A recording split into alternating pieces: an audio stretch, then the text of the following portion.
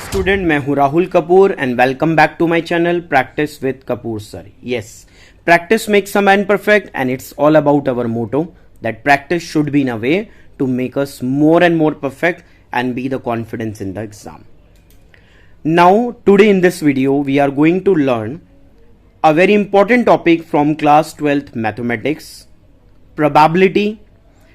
बच्चों, क्या होता है प्रोबेबिलिटी? एक ऐसा टॉपिक है जो हम लोग एग्जाम में जब पढ़ के जाते हैं तो हमें लगता है कि क्वेश्चन तो सर बहुत इजी था, समझ में भी आ रहा था, बट उसको कर नहीं पाए बिकॉज हम उसे रिकॉग्नाइज नहीं कर पाए।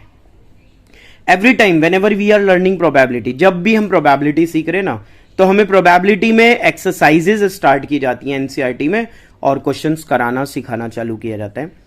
But as a student point of view अगर मैं देखूं तो क्या मैं फेस करता हूं, क्या मैं फील करता हूं, what I observe that students most important thing is what, sir ये प्रोबेबिलिटी की अलग अलग एक्सरसाइजेस कर रहे हैं तब तो बात बढ़िया चल रही है, मगर जब सब पेपर में आ जाता है तो कुछ पता नहीं चलता करना क्या है। And that's the aim of this video, to make you more relief and comfortable about how to recognize your question. आप अपने क्वेश्चन को कैसे पहचाने, क्यों पहचान गए ना, प्रैक्टिस करके जाओगे क्वेश्चन भी हो जाएगा। वन बाय वन अलग अलग एक्सरसाइज है और उन्हीं एक्सरसाइज में से एक एक्सरसाइज है बेस थ्योरम। हम पढ़ते हैं प्रोबेबिलिटी में बेस थ्योरम। अब बात ये उठती है कि सर बेस थ्योरम ठीक है, नाम है बेस थ्योरम, नाम है उसका, मगर हमें क्या पता, हमें क्या लेना देना कि क्या है बेस थ्योरम। जब तक हमारे माइंड में ये बात नहीं बैठ जाएगी कि बेस थ्योरम होती क्या है, हम कैसे पेपर में करेंगे। तो आज की वीडियो सबसे पहले इसी बात को डिवोट करते हैं, देसी सिंपल सरल भाषा में समझते हैं कि सर पेपर में क्वेश्चन आया तो कौन बेस और कौन विदेश कैसे पता चलेगा।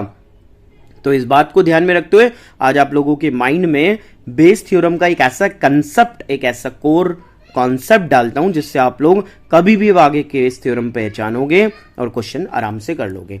बेसिकली बेस थ्योरम में होता क्या है, हम वैसे प्रोबेबिलिटी ट्रेडिशनली पढ़ते हैं, बड़ा कन्वेंशनल तरीके से पढ़ते हैं, फेवरेबल आउटकम्स अपॉन में total number of outcomes. Class 12 में प्रोबेबिलिटी बड़ी डिफरेंट हो जाती है, अलग अलग एक्सरसाइज, अलग अलग कंसेप्ट, और वहां पे जब तक डिफरेंशिएशन नहीं हो रहा तब तक हमारी प्रॉब्लम बढ़ती रह रही है। बेस थ्योरम जब पेपर में आएगा, कैसे उसे पहचानूं, उसको छोटी सी एक सिंपल सी एक कहानी से हम लोग पढ़ते हैं, एक बात समझते हैं। लेट्स सी, सपोज करते हैं मिस्टर राम है and he is going to office. चलो जी, ऑफिस जाने के लिए या तो वो साइकिल लेगा या वो स्कूटर से जाएगा या फिर वो ऑटो करके पब्लिक कन्वेंस से जाएगा। तो राम का ऑफिस जाना मैथ्स में एक इवेंट है, प्रोबेबिलिटी में एक इवेंट है, और हम क्या देख रहे हैं, उस इवेंट का होने के लिए अलग अलग हमारे पास सैंपल स्पेस है, मतलब हो इवेंट अलग अलग तरीके से हो सकती है। सपोज करो ये इवेंट ए है और इस इवेंट का होना मतलब राम का ऑफिस पहुंचना एक इवेंट है, और यहीं पे एक बात सपोज करते हैं कि राम ऑफिस लेट हो गया। तो सपोज करते हैं our event is being late. Ram क्या हो गया, ऑफिस में लेट हो गया सर। चलो जी, राम ऑफिस में लेट हो गया। अब बात उठी कि राम घर से निकला ऑफिस के लिए, साइकिल यूज करता है, स्कूटर यूज करता है, ऑटो यूज करता है, मगर राम हो गया लेट। तो बड़ा अच्छा लगता, बड़ा रिलैक्स फील होता कि हमसे कह देता find probability of Ram's being late. ये प्रोबेबिलिटी निकालो कि राम लेट हो गया, राम के लेट होने की प्रोबेबिलिटी निकालो। तो हमें लगता है हाँ भाई प्रोबेबिलिटी निकालनी है, मगर नहीं, यही है बेस थ्योरम का सबसे बेसिक बात कि जो इवेंट हो रही है उसकी प्रोबेबिलिटी पे गौर नहीं है। आपसे लास्ट लाइन में बड़े प्यार से दोबारा समझ लो, दोबारा माइंड में बैठा लो, बहुत सिंपल बात कर रहा हूं क्या, कि जब क्वेश्चन का लास्ट लाइन चल रहा होगा तो ये नहीं कहेगा कि इवेंट की प्रोबेबिलिटी क्या है, कहेगा बताओ क्या प्रोबेबिलिटी है कि राम लेट हुआ मगर वो आ रहा था साइकिल से।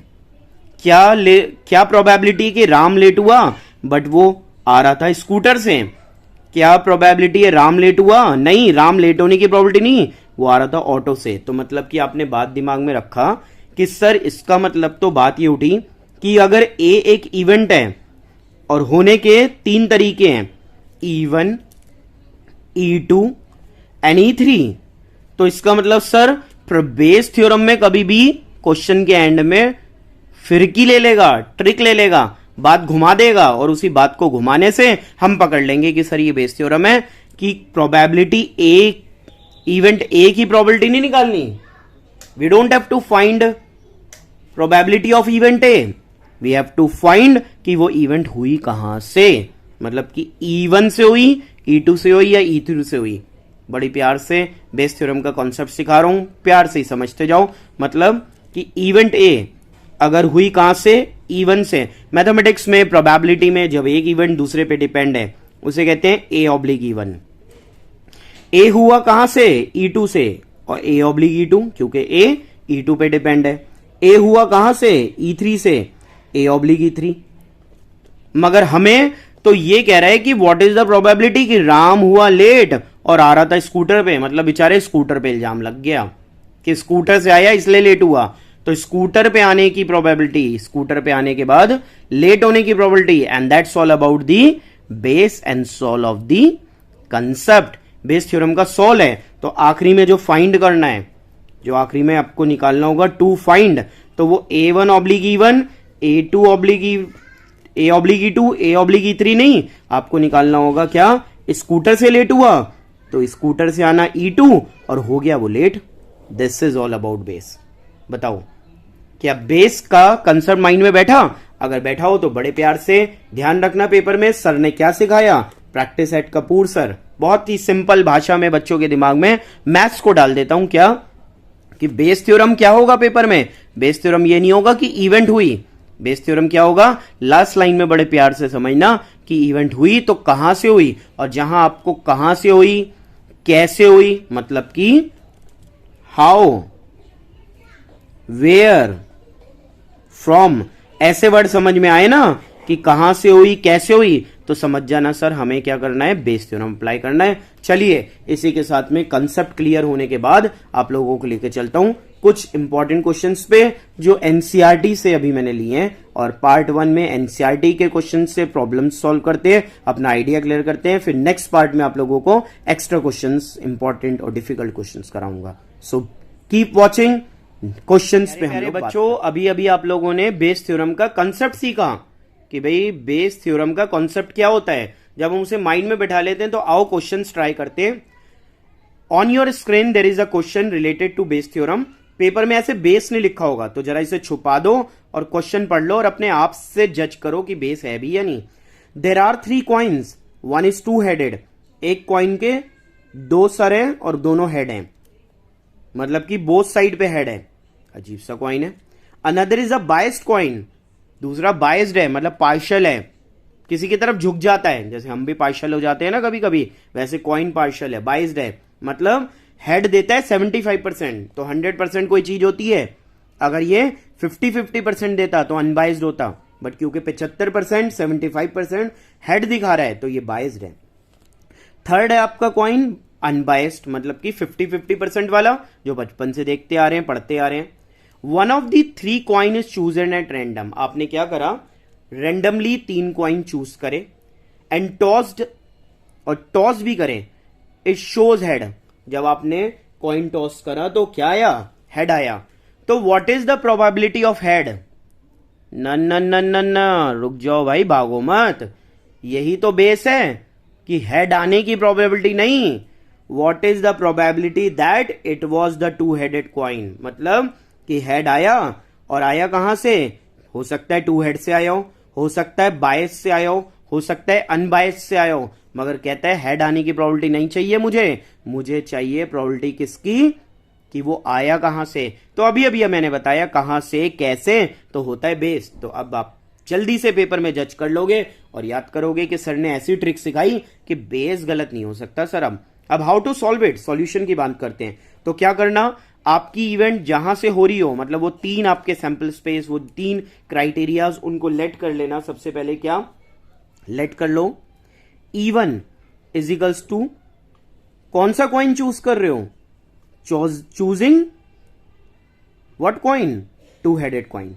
सबसे पहले टू हेडेड है ना, वो चूज कर लो, टू हेडेड कॉइन। उसके बाद बेटा E2 कौन सा कॉइन था?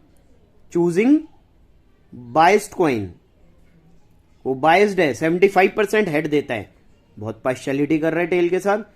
तीसरा चूजिंग अनबाइस्ड, वो बढ़िया वाला कॉइन जो हमारी जेब में होता है, 50% tail, 50% what? Head. A is equals to getting head. आपने टॉस करा और क्या आया? हेड आया। तो अब बड़ी प्यार से बात समझ में आ रही होगी। अब हम बात करते हैं एक एक करके कि सबसे पहले चूजिंग अ कॉइन P-E1। तो यहां आप देख रहे हैं कि यहां पे कॉइन्स को चूज करने में हमारा क्या है? इक्वली लाइकली इवेंट है। इक्वली लाइकली इवेंट होते हैं जो एक जैसे होते हैं, जिनकी प्रोबेबिलिटी होती है। तो दैट इज इक्वल टू 1/3। चलो जी, ये भी समझ में आया। फिर आया P-A/E1। क्वेश्चन वाला कह रहा है कि वो हेड कहां से आया? टू हेडेड कॉइन से आया। मगर हम तो तीनों को निकालेंगे ना, क्योंकि प्रोबेबिलिटी का मतलब ही यही है, फेवरेबल अपॉन में टोटल आउटकम। तो टोटल निकालने जरूरी है। अच्छा, A/E1 का मतलब क्या है? A/E1 का मतलब है हेड कम्स। कौन आया बच्चों? Head comes when two headed coin tossed. मतलब कि आपने टॉस करा टू हेडेड कॉइन और हेड आया। अब एक बात देख के बताओ कि टू हेडेड कॉइन जो है वो कैसा कॉइन है? जिसके दोनों ही फेस पे हेड है। अरे भाई, अगर किसी के दोनों ही फेस पे हेड है तो आएगा ही हेड ना, तो इट्स अ श्योर इवेंट। कैसी इवेंट है बेटा ये? Sure event. श्योर इवेंट की प्रोबेबिलिटी होती है कितनी? 1। अब कर लो P-A/E1। E2 क्या है? E2 head comes when biased coin. कौन सा कॉइन टॉस हुआ? Biased coin. बायस्ड कॉइन पे हेड आने की प्रोबेबिलिटी है 75%, दैट इज 75/100। It is 0.75। चलो जी, ये भी समझ में आया। फिर आते हैं A/E3। क्या होता है A/E3? Head comes when unbiased coin. कौन सा कॉइन उछाला आपने? अनबायस्ड कॉइन उछाला। अनबायस्ड कॉइन के बारे में बचपन से सबको पता है कि सर उसमें 50-50 चांस होते हैं, मतलब कि हेड और टेल 1/2। अब जाओ लास्ट लाइन पे, जो लाइन आपकी क्या होती है? वेरी डिसाइडिंग पॉइंट, कि what is the probability that it was a two headed coin. और टू हेडेड कॉइन कौन है? E1। तो आप लोग कहेंगे कि सर हमें निकालना है क्या? A/E1 नहीं, हमें निकालना है E1/A। अब लास्ट में जरा फंडा समझ लो बड़े प्यार से। बेटा, जिसकी प्रोबेबिलिटी निकालनी हो, जिस पे डिपेंड करने की प्रोबेबिलिटी हो, उसको मल्टीप्लाई करके ऊपर रख लेना। कैसे? P-E1 into P-A/E1 whole upon, सबको प्लस करेंगे। कैसे? बड़े प्यार से समझो। P-E1 P-A/E1 plus E2 A/E2 plus P-E3 and P-A/E3। मतलब कि फेवरेबल अपॉन टोटल। वही फंडा होता है प्रोबेबिलिटी का, बट ये क्योंकि मॉडर्न अप्रोच ऑफ प्रोबेबिलिटी है, थोड़ा सा समझना ज्यादा पड़ता है। P-E1, चलिए जल्दी से E1 क्या था? 1/3।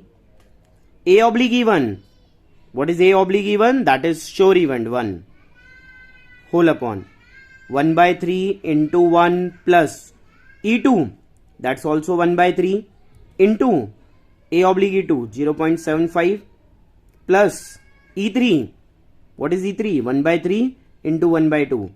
You have to solve it. आपको क्या करना है बच्चों? You have to solve them. कैसे? बड़े प्यार से 1/3 whole upon it is 1/3 plus 0.75, point हटा देता हूं। क्या देखते हो? 25 3 जा 4, that is equal to 3/12. It must be equal to what? It must be equal to 3/4, and it's equal to 3 से 3 cancel 1/4 plus 1/6. अब आगे का सॉल्व कर लोगे, एलसीएम लो और अपना आंसर निकालो, और that's all about this question. तो ये आप लोगों को पहला क्वेश्चन सिखाया प्रोबेबिलिटी का। It's NCERT question but it's an important question. चलते नेक्स्ट क्वेश्चन पे। Lovely student, the next question on our screen is, suppose a girl throw a die. Suppose करो एक लड़की ने डाई फेंका। इफ शी गेट 5 और 6, अगर उसको डाई पे 5 और 6 मिला, she tosses a coin 3 times.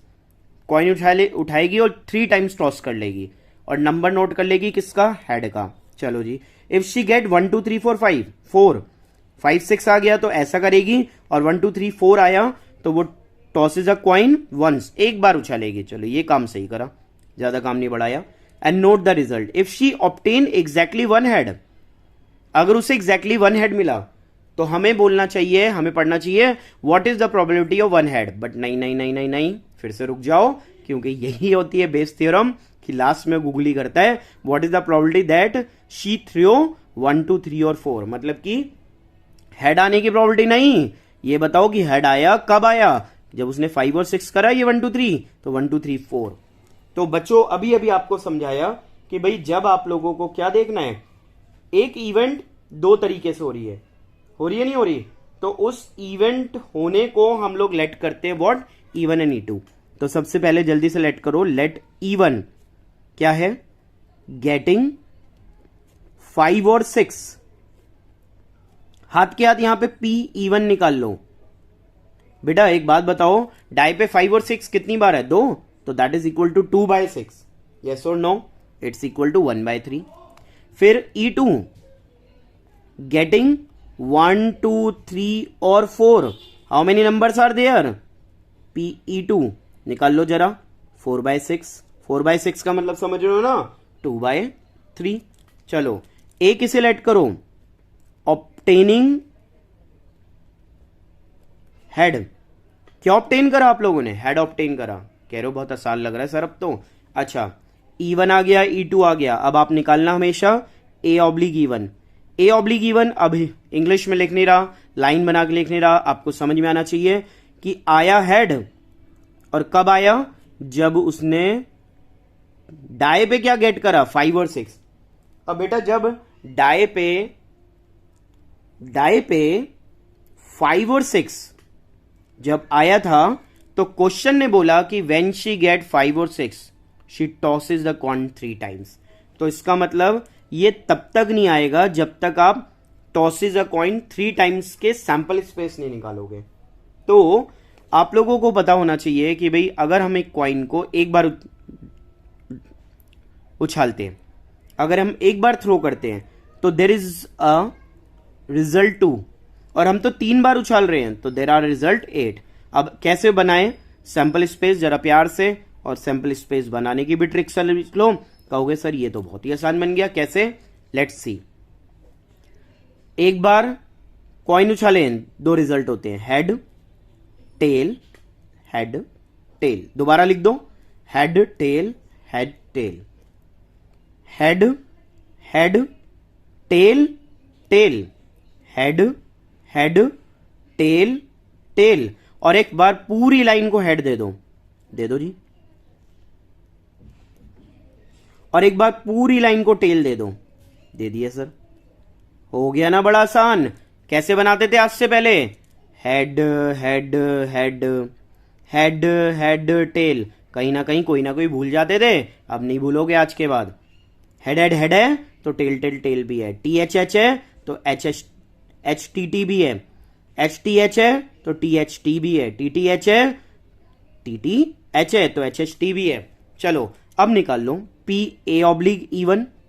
What is A/E1, कि आया एग्जैक्टली 1 हेड, और कब आया, जब 5 और 6। तो यहां जरा देख के बताओ कि एग्जैक्टली हेड की कितनी कंडीशन है, कितने केसेस है एग्जैक्टली 1 हेड, देख लो जरा। कहां है, 1 2 3, तो आंसर हो गया 3/8।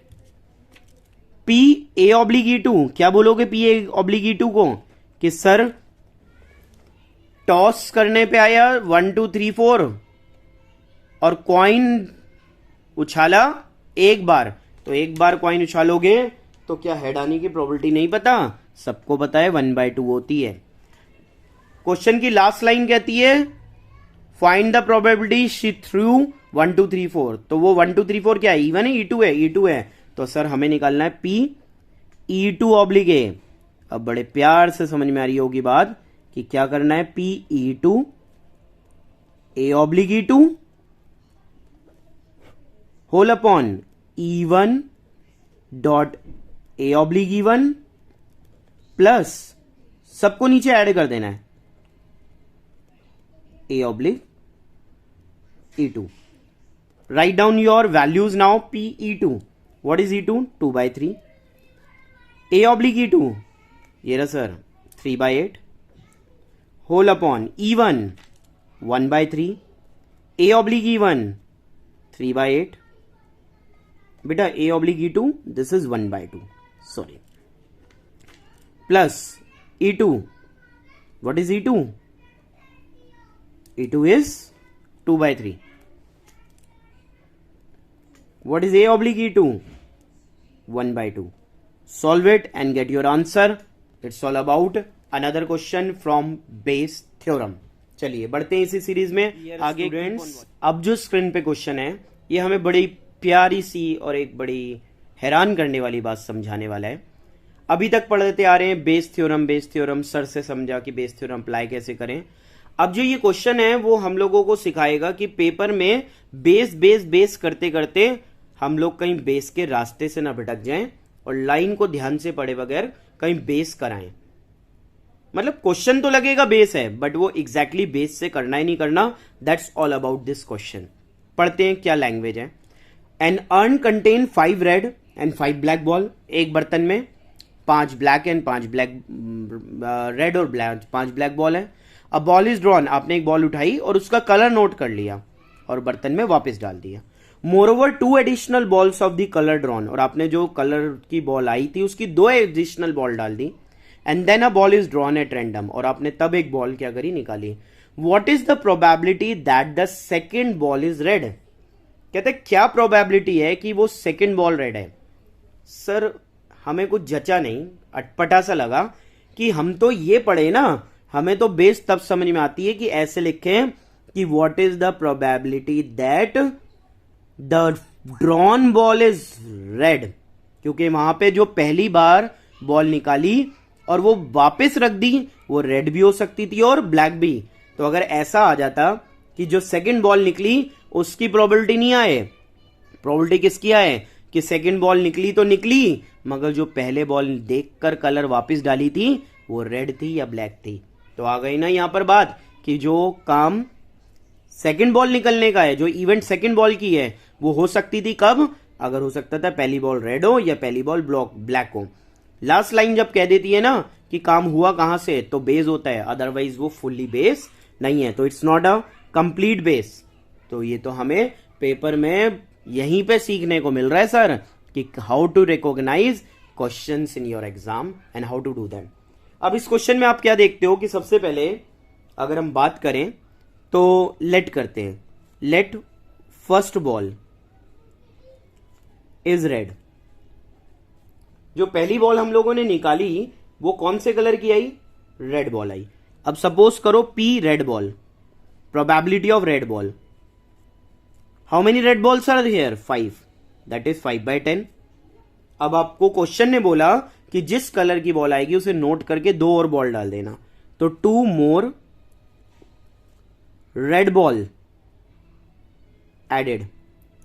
चलो जी, अब 2 अगर एडेड कर दोगे रेड बॉल तो पहले वहां पे रेड बॉल 5 थी, अब कितनी हो गई 7 रेड एंड 5 ब्लैक, वहां पे बॉल्स बढ़ गई। अब प्रोबेबिलिटी निकालो पी सेकेंड बॉल। अब जो सेकेंड बॉल आपने ड्रॉन करी और वो सेकेंड बॉल कैसे कलर की है वो तो बता ही दिया, रेड कलर की है। तो एक बार बताओ, अब रेड 7 हो गई और टोटल 12 हो गए। चलो अब लेट करो first ball is black. Suppose करते हैं कि अब पहली बॉल जो आई थी वो ब्लैक आई थी, तो P which ball, black ball. Black ball की प्रोबेबिलिटी, क्योंकि बॉल्स वहां पे ब्लैक कितनी थी वो भी 5 थी, तो 5/10, 2 more black ball added, 2 more black ball add कर दी अब नाउ P सेकेंड बॉल।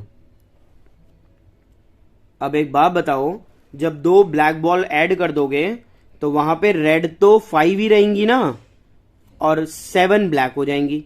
अब यहां से आप जो बॉल सेकंड निकाल रहे हो वो तो रेड कलर की है। कैसे कलर की है? वहां भी रेड, यहां भी रेड, तो रेड बॉल तो 5 ही है, बट नीचे का सैंपल स्पेस चेंज हो गया, 5/12। 2 केसेस आ गए। अब लास्ट में उसने बोला रेड बॉल की प्रोबेबिलिटी, तो यहां लिखो P second ball is red. तो 2 केसेस हैं, भूलना मत। क्या?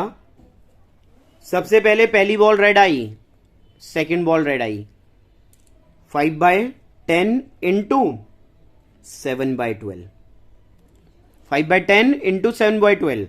फिर दूसरा केस कहता है कि पहली बॉल तो ब्लैक आई बट दूसरी बॉल रेड आई, तो उनको भी ऐड कर दो।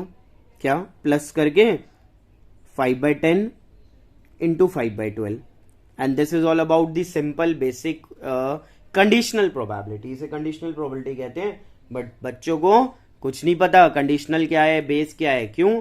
उनको पता तभी चलेगा जब उनको ऐसे सिंपल देसी भाषा में समझाया जाएगा कि कैसे पहचानो बेस, कैसे पहचानो कंडीशनल। तो कोई बात नहीं, बेस आज सीखें और कीप ऑन वॉचिंग, बने रहें चैनल पर। किस लिए? चैनल पे बने रहें ताकि आप लोग सीख पाए। What you have to learn, what you have to learn multiplication theorem also. You have to learn more and more things. 25/120, 35 plus 25, that is all about 60/120, and it's all about what? 1/2.